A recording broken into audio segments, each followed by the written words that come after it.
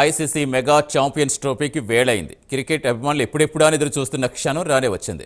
Mini world కప్గా చెప్పుకునే champions ట్రోఫీకి అంతా సిద్ధమైంది. మరి సెమీస్కి చేరుకునే అవకాశం ఉన్న జట్లేవి?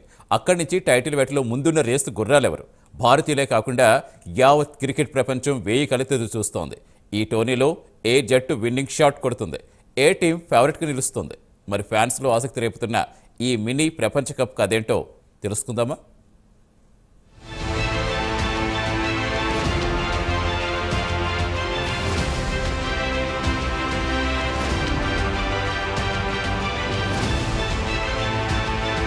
ఐసీసీ మెగా టోర్నీ ఛాంపియన్స్ ట్రోఫీకి వేళయింది. పొరుగు దేశం పాకిస్తాన్ ఆతిథ్యం ఇవ్వనున్న ఈ ప్రతిష్టాత్మక టోర్నమెంట్ ఈ నెల 19 నుంచే ప్రారంభం కానుంది. Bharat, Pak, Australia, New Zealand, England, దక్షిణాఫ్రికా, ఆఫ్ఘనిస్తాన్, బంగ్లాదేశ్ జట్లు తమ అదృష్టం పరీక్షించుకోనున్నాయి. 2017 అనంతరం సుదీర్ఘ విరామంతో జరుగుతున్న టోర్నీకి మరికొన్ని రోజులే ఉండడంతో అంచనాలు తారాస్థాయికి చేరాయి. ఒకప్పుడు క్రికెట్లో వన్డే ప్రపంచ కప్ మాత్రమే ఉండేది.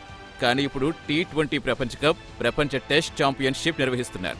ఈ ఐసీసీ టోర్నీలు ఉన్నప్పటికీ ఛాంపియన్ ట్రోఫీ అంటే ప్రత్యేకమైన ఫీలింగ్ ఉంది. ప్రపంచంలో టాప్ 8 జట్ల మధ్య పోరు మరింత ఆసక్తి రేపుతోంది.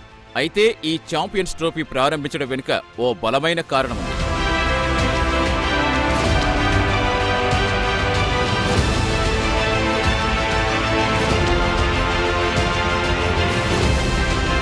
ప్రపంచ కప్లో ఐసీసీ ఫుల్ మెంబర్ దేశాలు మాత్రమే పోటీ పడేవి. దీంతో టెస్ట్ హోదా లేని దేశాల్లో క్రికెట్ డెవలప్మెంట్ కోసం ఫండ్స్ సేకరించేందుకు ఐసీసీ 1998లో వన్డే ఫార్మెట్లో నాకౌట్ ట్రోఫీకి ప్రాణం పోసిందని విశ్లేషకులు చెబుతున్నారు. తొలి 2 ట్రోఫీలు వరుసగా బంగ్లాదేశ్, కెన్యాలో నిర్వహించారు. 2 ఏళ్లకోసారి జరిగే ఈ టోర్నీని 2002 నుంచి ఛాంపియన్స్ ట్రోఫీగా మార్చారు. అనంతరం పోటీ పడే జట్ల సంఖ్య 12కు పెంచారు. ఇదిలా ఉంటే 2004లో 12, 2006లో 10 జట్లతో టోర్నీ నిర్వహించారు. కానీ 2009 నుంచి టాప్ 8 జట్ల మధ్య టోర్నీ నిర్వహిస్తుండటంతో ఇది మినీ ప్రపంచ కప్గా పేరు తెచ్చుకుంది. అయితే వన్డే ప్రపంచ కప్ వాల్యూ తగ్గకుండా ఉండడం కోసం ఛాంపియన్స్ ట్రోఫీ తక్కువ రోజుల్లో తక్కువ మ్యాచ్లతో నిర్వహిస్తున్నారు. టోర్నీ ఆరంభానికి 6 నెలల ముందు వన్డే ర్యాంకింగ్స్ లో టాప్ 8లో ఉండే జట్లు ఈ ట్రోఫీలో ఆడేందుకు అర్హత సాధిస్తాయి.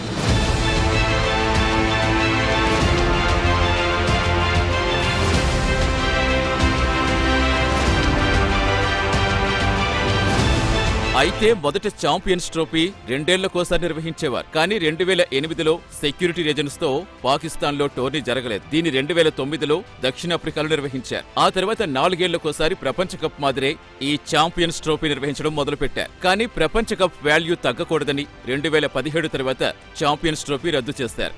అయితే తిరిగి టోర్నీ నిర్వహిస్తామని 2021లో ఐసీసీ ప్రకటించింది. ఇప్పుడు 7 ఏళ్ల విరామం తర్వాత మళ్లీ ఛాంపియన్స్ ట్రోఫీకి రంగం సిద్ధమైంది. పాకిస్తాన్ ఆతిథ్యమిస్తున్న ఈ టోర్నీ ఫిబ్రవరి 19న ఆరంభం కానుంది.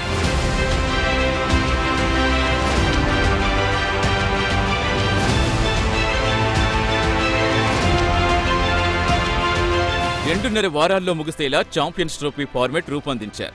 8 జట్లను 2 గ్రూపులుగా డివైడ్ చేశారు. ఆయా గ్రూపులో జట్టు మిగతా 3 జట్లతో రౌండ్ రాబిన్ ఫార్మెట్లో ఒక్కో మ్యాచ్ ఆడుతుందని నిర్వాహకులు తెలిపారు. గ్రూప్ లో టాప్ 2లో నిలిచే జట్టు డైరెక్ట్ సెమీస్ చేరతాయని పేర్కొన్నారు. అక్కడ గెలిచిన జట్లు ఫైనల్లో తలపడతాయని వెల్లడించారు. ఇలా చూసుకుంటే ఓ జట్టు గరిష్టంగా 5 మ్యాచ్లు ఆడుతుంది. టోటల్ గా 15 మ్యాచ్ల్లో టోర్నీ కంప్లీట్ అవుతుందని తెలుస్తోంది. అయితే ఐసీసీ ఛాంపియన్స్ ట్రోఫీ 2025లో ప్రతి మ్యాచ్ కీలకమే. ఇక్కడ తేలిగ్గా తీసుకునే జట్టు లేదు. టాప్ 8 టీమ్స్ పోటీ పడే ఈ టోర్నీలో సెమీస్ కు చేరాలంటే ప్రతి మ్యాచ్ గెలవాల్సిందే. ఒక్కటి ఓడినా సెమీస్ కు కష్టమే. అందుకే దీన్ని నాకౌట్ టోర్నీగా భావిస్తారని విశ్లేషకులు చెబుతున్నారు. ఇక టీమిండియా కూర్పు ఒకెత్తైతే ఫైనల్ 11 ఎవరు ఆడతారనే విషయంలో అంచనాలు భారీగా పెరిగిపోయాయి. బ్యాటింగ్ నుంచి బౌలింగ్ వరకు అంచనాల్లో ఎవరున్నారు? టీమిండియాకు మొదటి నుంచి కూడా పేసర్ల కొరత వేధిస్తూనే ఉంది. ఇప్పుడు బూమ్రా లాంటి వారు కూడా దూరం కావటం ప్రతికూలం కాదా? ఆ లోటు భర్తీ చేసేదెవరనేది చర్చనీయాంశంగా మారింది.